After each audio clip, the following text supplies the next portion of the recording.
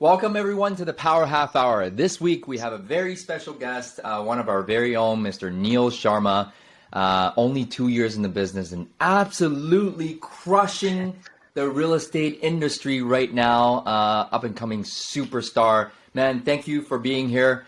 Great to have you. Thank you so much, John. I'm super excited to be here, and very excited to be on your the podcast here. I think it's awesome. Thank you. I know how busy you are, just going out there serving clients every single day. And man, this man does not relent. On Instagram, it's sold after sold, listing after listing. But do tell us, I mean, this is now, right? Tell us how you started in real estate. So I got licensed in January of 2021. I was previously in the car business. I worked in the car business for over 5 years. And I actually got started in real estate because during COVID, I got laid off. So I was laid off from my old job selling cars.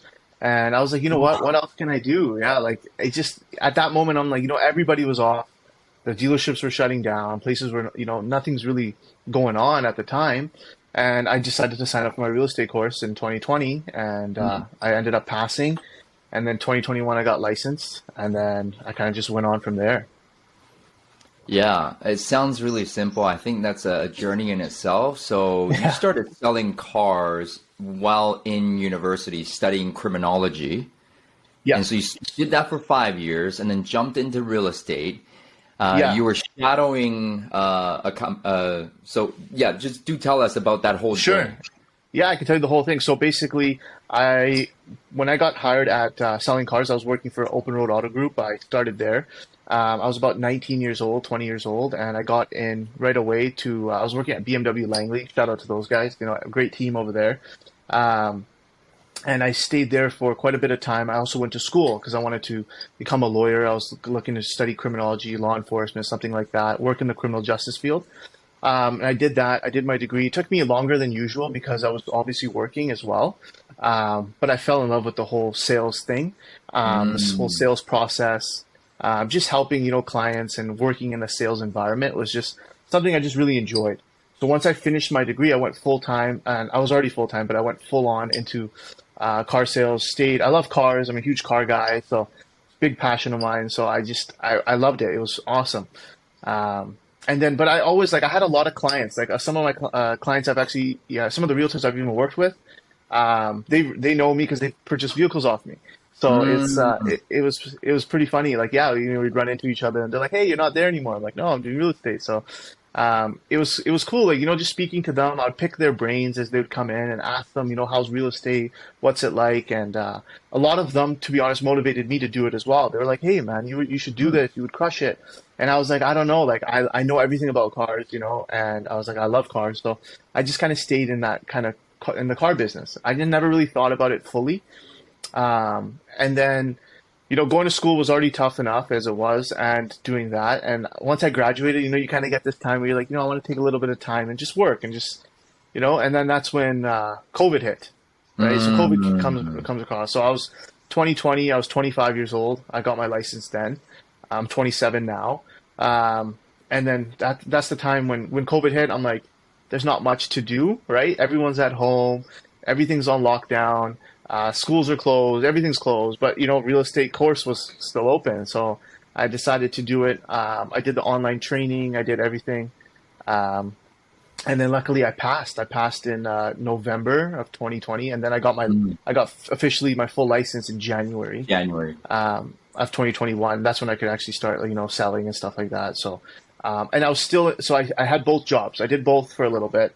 I didn't just jump into real estate. No, not like that. Not like that. So I stayed probably for about 4 months. I just kept my license. I sold a few homes. I already prepared a couple people beforehand. Like, hey, I'm getting licensed. So first week I was licensed, I did about 2 deals. And I had those clients already, from referrals, people I know. And then after that, I decided to just do cars and real estate. And then I knew that I had to go full time, just like any sales job. You got to go full time. So I decided in March to go full time. So I quit BMW and I went full time into real estate. So full time into real estate after quitting BMW. Yeah. Did you said you got laid off or did Yeah. you quit? No, I was laid off originally, and then when I got Okay. called back to work, yeah, so I was laid off actually. So 2020 in March, I got laid off. 2020 Oh, March, got it. and I was laid off probably until I would say September, October. So six Um, months. Yeah. yeah, about 6 months were laid off. I think majority of the staff, sales staff, was all laid off during that time for COVID, Mm. and then that's when I took that time to study, and that's when I passed my test and did all that. I went back to work. I had to go back to work from September to then, and then as I got my license, I started doing a little bit of shadowing, talking to a couple agents in the area, seeing who would Mm. I could pick their brain. Some agents, people are willing to help, and obviously people are busy, so it was nice talking to a few people I spoke with. Um, and then I decided, if I need to go full time into this, we were still uncertain about COVID at the time, so I thought maybe I'm going to get laid Mhm. off again, right? So I was like, you know what? I don't want to work. I got to work for myself, and that's kind of what Yeah. motivated me to just go all in, and that's kind of what happened. I just went all in from there. Um, Awesome. and March 2021, yeah, I went all in. All in, guys. That's what, when you commit full time, you burn the boats behind you. Like that's when you can start to really take off. So, first couple deals you did from family and friends, people that you know. Now, what's the majority of a business? Where does that come from? So majority, I would say probably about 70%, 60 to 70% of my business is all online. Online generated, yeah. 70%, guys. That's Yeah. phenomenal. And when did you start this whole online lead generation thing? So I started that. I tried a few different options originally. So I started actually probably around like April, May, right when I got in. I knew about lead gen. I just didn't know too much about it. So I did waste a lot of money in the beginning on lead generation because I didn't know too much. There's 100 lead gen companies offering you this and that and this and that. So it was tough because they're expensive. They're not cheap, right? You gotta Hmm. you gotta pay to play. So I started off kind of probably I would say so March, April, probably about May. In May, I signed up for lead gen, and then I just stayed with it from there. And then I tried a bunch of different ones. Oh, okay. So not you didn't just try one of them. You tried a bunch of different platforms and lead generation tools. And which one did you land on? So right now, I landed on Think. I use Commissions Inc. right now. Okay. Okay, cool. That's kind of what I've been with since probably about August of 2021. So I've been with them for over a year and a half. But while I've used them, I've tried other platforms as well. The only thing Mm, with them is, yeah, they're a little bit more price on the pricier end of things yeah. for the lead gen platforms, but that's kind of where I started off. So I just got comfortable with them. The old brokerage I used to work with when I started in January, they used them as well. So I kind of had familiarity Um, with them.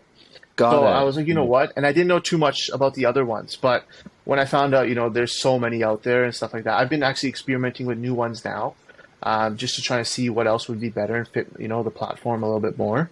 Um, but yeah, that's kind of where I started off, and that's where I landed with. But I've tried everything, and now Wow. being with EXP, having the benefit of having KV Core, which is free CRM, which is kind of one of the reasons I switched over too. I thought, Mm, if I could, you're saving costs on CRM costs going towards to joining a company like EXP, right? And now even if I keep my current platform, I have an additional platform to use as well, right? It just doubles down on everything, so it kind of worked out better in my favor, right? man, you are unstoppable. Most people would take a lot of time thinking about which platform and then kind of dabbling, dabbling, dabbling. You went all in on everything. How Yeah. are you so unstoppable? Like, are you not scared? Of course, there's been times, you get scared but I kind of realized, like this is it. Like, so, I think, without feeling that sense of fear, um, you're not going to get anywhere. I'll be honest, right? I think there was a time probably, in July where I almost went back to the car business, 2021. I almost quit real estate. I didn't do Whoa. sales for about 2, maybe 3 months. And I'm like, you know Mm, what? This is not working for me. And I'm so comfortable in the car business because it's more of like a monthly hustle versus a yearly hustle. You mm, start from zero at the start of the month and you go all the way to the end of the month. You crush 20 units or whatever, 15 to 20 cars. If you sell, you get a check, your constant check. With real estate, you're not getting a constant check, right? You got to really mm. put in the work to get that constant check coming in. And that's kind of where, in that time frame, I was really considering going back and just thinking, maybe it wasn't for me. I gave it my shot. Yeah. But something inside of me was like, you know what? If I wanted to go back, I didn't want to go back because I wasn't doing good. I wanted to go back because I wanted to go back. So I was like, you Mm, know what? Like, let's just try it. Let's just keep going. I was like, you know what? Until let's say my back's against the wall, let's just keep going and see what happens. And luckily, it just picked up. Like honestly, August, I think I did like 2 transactions. Then I did like 4 transactions the next month, and it just started picking up and picking up for the end of the year. And in like those 4 months, I did over 6 figures in GCI of that 4 months being there. At the brokerage I switched over to, and it was good. It was awesome, and then I just stuck with it. I just kept going, kept going, kept going. And I knew real estate was the way though. Like for me personally, like I started thinking about it, and I was like, you know what, this is good because early on when I was young, I invested in pre-sales. I purchased a mm. few and I sold them, with my old agent. And I made some good money on them. And I was like, you know what, like the amount of money you can make off these, I'm like, why wouldn't I just be involved in this myself, right? And that's kind of just made me, stay with it even more. That's amazing. We're glad you didn't quit. And now that we get to work with a rock star like yourself, so I'm No, truly thank you. blessed to be partnered with you, man. And talk a little bit about having your back against the wall. Why do you think people work with such urgency when you're back against the wall and work better in that mentality? Yeah, I think it puts you in like a sink or swim. Either you're gonna drown or you're gonna make it out, and that's kind of the thing how it puts you in. For me, a lot of us, even you talk about your whys why you do things, right? And at the end of the day, like I just wanted to do good, and I just wanted to work hard, and that's kind of how I feel, and I feel like when you're back against the wall, you have no other choice. Some people do fold 100%. It's a lot easier to quit. And for me, like the easy thing would have been to quit and go back, to a comfortable job where I'm making good money. Yeah, totally. And that would have been probably the simplest thing, probably the most least stressful thing for me. But I decided, like this is not what I want for the future. This is something I want to build. I'm looking at building a brand, building a business, and just building something, building a bit of a legacy like that, right? And how can I do that Absolutely. unless I don't work for myself? And and I like that fact. And I also felt, a little bit insecure at the time that, somebody else could take away my job again. If something happens Ooh. again, you think like, oh, if this happens again, COVID hits again, or another thing comes again, somebody else could come and they dictate whether you're making money or not. And I don't like that. I didn't like that feeling. So I realized like, unless I don't want to get back to that feeling, I got to keep working hard and keep pushing myself. Comfort is a growth killer, I think. Yeah. And if you really want to grow, you got to make yourself really uncomfortable. And you've done so well in the past 2 years, Neil. How do you keep being uncomfortable and growing where you are right now? So, for me, I'll tell you, like, I get motivated by certain things I want. So for me, it's a lot of the times is if I get something that, I'm like, this is a goal of mine. I want to reach this goal. I'll go and let's say get a new car or get something, buy something expensive or do something that will make it motivate me to kind of go to get those things, right? Mm, Everything, people have different things that motivate them, cars always motivated me. So I went out, got a fancy car, went out, did all this, and it just kept motivating me to do more and just if I want to do these things and more often and also provide for the family, get my wife whatever she likes, get the family whatever they like, and it's just stuff like that just makes me happy and it motivates me. So it just keeps pushing me, right? And I think that's kind of the drive. I just keep staying hungry like that because I know if I'm not calling people, somebody else is. If they're talking to you, they're talking to other people as well. But what makes you different?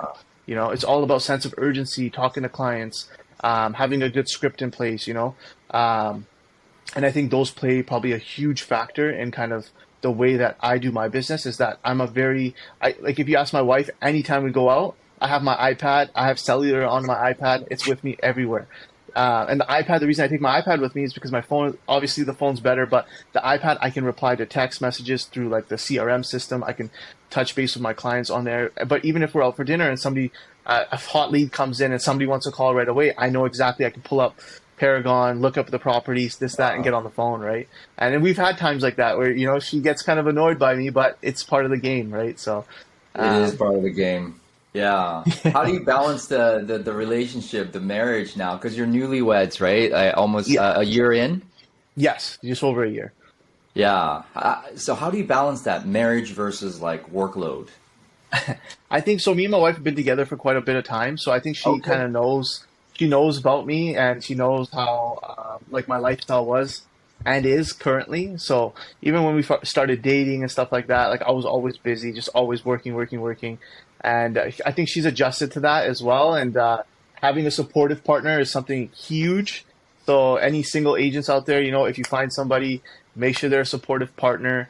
And I think, to be honest with you, John, I know this probably might sound weird, but getting married, I think, elevated my business as well, Hmm. because it just kind of made me focus more again. I'm like, you know what? Yes. I have somebody else now who also depends on me, Right. somebody else who, would rely on me. And it kind of just made me think a little bit, you know, um, more into the future versus short term, right? And I think that did play a fact too. Getting married was, I think, a motivational thing for me as well. My wife's 3 years younger than me, so she's 24, and getting married, she's 24. I'm 27, so at that time, I know that um, just being together all the time and working together would be something great. She does her own thing now, and like she has her own career and stuff like that. But just having that kind of balance and respecting both careers, I think, helps definitely manage the business. And for me too, like I could be working all the time, and my wife has everything ready for me and has everything prepared, and it just kind of keeps that support system going, right? And that's kind of what you want in a partner, especially somebody like in a position where I'm just constantly go go go. Yeah. I think that plays a huge role. Yeah, definitely find the right partner in real estate, or else your life, it might not work. And, I'm blessed to have a great supporting system, and my wife is a superwoman. I'm sure your wife is as well. Yeah. I don't think I can get out of bed sometimes and all this setup that I see right now, this desk, this computer, it's all done by her. I had known nothing about anything but selling real estate, right? So get a good partner. Thank you for sharing that. Um, No worries. Dude, I'm so motivated talking to you right now, man. I just want to go and make some calls. But you're legend in the making. You're starting a team. Tell us a little bit more. Yeah, so I'm going to be announcing in the next couple of weeks. I'm bringing on a team. I just signed on one agent now, and they're going to be starting up with me, and kind of just growing from there. I'm looking to expand as well and kind of just keep growing. The business is picking up, and it's there's so much you could do as a solo agent, but honestly, it's better off like when you want to grow and help another agent grow as well, right? Having that Yeah. team structure, like your team, very successful, crazy big team that you have, right? And that's awesome. And that's kind of like I realize, as a solo agent, there's so much I could do, but Hmm. again, there's so much more you could do with a team. And having those agents on the team, their success is my success. So you want to build your team members to be successful. And that's why, even me, I was on a team before, and I kind of know what the team structures are like. I've seen what it's like, and I've kind of built my team to be more in favor of my agents versus myself. And that way, Oh, yeah. keep I love that. keep keep that structure going, right? Teach them all the tricks, the tips, all that stuff, and kind of help them grow as well. Because if you have a happy team, then you're going to be a happy team leader there as well. So Yeah, I've always heard that the raving fan culture has to, in a company, has to start from within. So really, the agents that we enroll and partner with are our best customers. And then if you treat your best customers well, then they treat our clients, our real estate yes, clients really well. So that's how it really works from within. I wanted to circle back because online leads is more of a myth to people, right? I yeah. don't know why people make it so complicated, but it's just literally picking up the phone, look at the lead, right, and you call, right? No matter what script you have, you just call. But the question is, how long does it usually take for you to convert that lead from it first comes in until you do the transaction with that specific online lead? So for me, honestly, it ranges. I've had a client where I spoke to on Monday, and by the next day we wrote a contract. I've Okay. had clients, yeah, I've had that happen numerous times. I've had a lead where I spoke to last year, and they're touching base with me 2 weeks ago and saying, "Hey, now's the time to buy," or "Now we're looking." And Wow. it just depends, right? I think the problem is, I think what people think it's such a myth is because I think people, when they first experience it, they're just like, what is going on? Yeah. Again, if you were in their position, you're getting a phone call from a realtor or somebody random answering your phone, asking you, if you're looking to buy or sell, if you need anything, assistance, right? You're going to be like, well, like, why is this person calling me or this and that? And it's just, I think people have a big fear of rejection as well. So I Mm. think there's just people need to kind of like, especially realtors, sorry, they need to kind of adjust to the situation and kind of, just go out there and just try it. You never know what works. I know some agents that tried online lead generation. They hate it Mm. completely. And they stick to door knocking, stick to their mail outs and all that stuff. And it works great for them, organically Mm. generating, farming the area. It works great. And don't get me wrong, that is a really good way to do it. For me, I tried those things and I still do some of it. Right. But I realized that, for me being in the online world and kind of having this, background where car business, we're constantly cold calling or, calling clients as well. Um, I feel like this was mainly kind of better suited for me. And it's just, I just Mm. have that natural way of, speaking to these people because I did it for so long, so many Ah. years of cold calling, so many years of calling people. So it just kind of helped, I think, played a role there. Definitely. So again, it's not for everyone, but you chose it to be your bread and butter. But there's so many other ways, guys. I'm not saying online leads is the be all end all, but you're just really, really good at it. So sometimes you can cherry pick these deals, but sometimes they take a lot longer. But you just need to call at the end of the day, right? Exactly. At the end of the day, like you just have to think about it. Like if this person is talking to you, registering with you, or speaking with you, or signing up on your website, or clicking on your landing page, or whatever you're running, Google ads, Facebook ads, whatever. If that person is doing it with you, they're doing it with 10 other people, right? Ah, So fair enough. it's the you got to it's whoever's quickest. Talk to the person, get in touch. I've called leads before myself where I've lost, and they're like, "Oh, I already Hmm. spoke with someone this an hour ago." I'm like, "Oh, Oh, yeah, oh, this other person's gonna help me," and stuff like that. It happens, right? And you can't get unmotivated. You just got to say thank you so much, no problem, and just move on, right? fair enough. Fair Remember enough. one thing too, it's all a number game. The more people you talk to, the more people you're gonna end up speaking with, the more people you're gonna end up booking appointments with, the more listings you're gonna get, the more buyers you're gonna help. At the end of the day, that's literally it's not rocket science. It's literally a numbers game. You speak to 10 people a day, you might, if at a 1% ratio, or you speak to 100 people a day at a 1% ratio, or you speak to 100 people in a month, 1% ratio. So just do your numbers and kind of work it out. If your closing ratio is 1% or 2%, work that number out as well. So I think people just have a hard time grasping that fact. Hmm. And I can almost, if somebody came and sat with me for an hour and we spoke, or a whole day, and we called 100 people, I guarantee, we're going to get one appointment or one something out of it, right? Yeah, yeah. So it's not difficult. I just think agents need to have that kind of discipline to be like, okay, if I speak to 100 people, and not call 100 people, speak to 100 people. You need to talk to them, Ooh. right? You want to get them on the phone. You don't want to just leave a voicemail, stuff like that. You got to end up speaking to the client. And I think that's as simple as it is, right? Um, You make it look so easy, but that just sounded like really hard because 100 guys, not 100 calls, 100 people you talk to get one appointment. Just depends how fast you want these appointments. You need to talk to 100. It's a 1% ratio. It is what it is. It's a numbers game. It's not rocket science. You did share with me last time though. You call not in the morning, no. not on the weekdays. What do you do? That's So different. I like to call on the weekends. So I do a lot, majority of my calls I do on the weekend, Saturday, Sunday.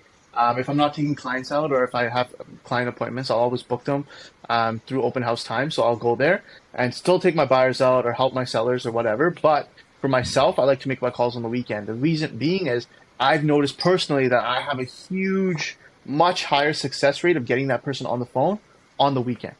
I call Mm, them on a Monday, a Tuesday, a Thursday or whatever. During the week, chances of voicemail are very high. On a Saturday or mm, Sunday, midday or kind of in the early, like not early morning, but like early afternoon. Chances of them, I've always majority of the clients will pick up the phone, and that's the way I do it, right? And it's worked for me. Saturday, Sundays are kind of like the best days for me to make my calls. And I think that, and the one thing is too, is that it's ahead of the competition. Majority of agents aren't making calls on Saturday, Sunday, right? They're out. So if I'm calling someone at 11 o'clock on a Saturday morning and they're out, for breakfast or brunch, they're going to answer the phone and just have a quick Right. conversation with me. And I've had it where I've talked to somebody at 11 o'clock on a Saturday and I'm showing them the property at 2:30 at an open house, and I'll be there and I'll meet them there. Right. And next thing you know, we're writing an offer on Monday because they like the house on Saturday and Sunday, or I'll book a tour on for the following day. And it works. So it's worked for me. I don't see why it wouldn't work for anyone else. Amazing. Thank you for sharing that. Guys, think and grow rich. Think a little bit, right? Yeah. Last but not least, you were thriving at your previous brokerage already. You were doing a ton of deals, business was good. So Yeah. why EXP for you? So I'll be honest, like with EXP, before when I got my license, I never even thought about EXP. I'll be honest, like right off the bat, I never even thought about it when I first got licensed in January of 2021. It wasn't even on my radar of brokerages. And then, but the thing is this, I was kind of, I think, to be honest, I was a little bit, I didn't know too much about it, honestly, right? I didn't really want to hear about it and stuff like that at the time because I was like, you know what, I need to be at a brokerage. And a lot of people talk about being at the brokerage, like in person, and not having a Mm-hmm. cloud brokerage. And I didn't really know the benefits of it and stuff like that. And yeah, I was doing really well at my previous brokerage, but what attracted me to EXP, like I met with you, I've met with Grinder before. I met with Grinder probably like a year ago. Um, Oh, yeah, even before, and I was, he was telling me about it, and I kind of learned about it, but it took me a bit of time to research it. And then I think the main reason for me joining EXP was once I really learned what it's all about, I'm like, this is a no-brainer, right? mm, Um, I think that's the problem, right? People have a stigma around it from before. A lot of, oh, everyone recruits. I don't recruit. Like, you're not going to see me posting stuff about, hey guys, this and that, trying to actively recruit. I sell real estate, right? That's my job. And I think majority of agents, like more than like 80% sell real estate at EXP, or 90%. Um, and the reason for I joined is once I learned the systems, having the free CRM is huge, right? For me, online, I'm a big online guy. Having that is a big factor there. The fact that you can build a passive income, especially if you're building a team or helping agents along the way. I noticed that at a traditional brokerage, it's hard for agents to really spend time with you, senior agents or more experienced agents, when they have their own business to run, right? There's yeah. no genuine benefit for them at all, right? Sure, there could be like, small incentive from the brokerage side, but I realized that I'm not going to get, their secrets of how they become successful by having a one-on-one meeting with them. They're not going to spill the beans. They're not going to tell me everything I need to know. With EXP, the nice thing is like even having Grinder, having you, the stuff that you guys, this knowledge you guys have shared just in general is worth it right there, because at the end of the day, like nobody would tell you these things and how to systemize your business and how to help your business grow like Mm, this, because there's no money factor and more benefit for half those agents, right? With EXP, it's like everybody shares wealth, everybody collaborates, and that's huge. Collaboration over competition. A lot of people have been saying that lately. A lot of yep. brokerages have been saying that lately. But EXP, I think, is truly about collaboration over competition. We collaborate so much. I haven't seen this much collaboration at any brokerage I've been at, right? And just having that sense of family that everybody is honestly available at all times. I've been in a situation where I need to get a hold of a managing broker. I'm calling a managing broker and they're not answering the phone, or it goes to voicemail. I'll get a call back the next day and stuff's already, gone wrong. With EXP is that, I need to get a hold of anybody. I have somebody, I can send a message to one of the managing brokers on here. I can speak to Yeah. one of you guys. Everybody's available. And I like that, right? It's just having that kind of the systems in place. And I think, now having you as president, and I think that's going to be even a bigger, another reason right there, right, to join. The new things that will be coming, having you there to kind of watch over it would be, I think EXP is going to be crazy coming up. Thank you. And thank you for sharing that. Obviously, being in my position, my job is to make sure that every agent gets taken care of. The agent experience is phenomenal. And three words that always come to my mind is I'm providing all my clients with impeccable customer service. Now I get to provide all the agents at EXP here with impeccable customer service. And I love what you said about collaboration, because the culture is all about collaboration. And that is our culture. I came here for revenue share, stocks, and lead gen, but I stayed because of the collaboration. So thank you for sharing that, man. And thank you so much for being here today. If you have one piece of advice for all the agents out there listening to crush 2023, what would it be? My one piece of advice to all the agents is pick up the phone and call. That's it. Yes. Call.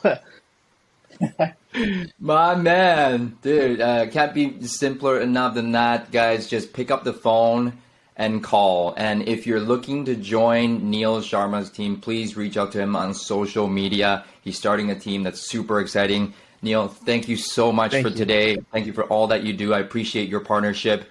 All the best to you, sir. We'll see you soon. Thank you. Take care. Bye. Thank you.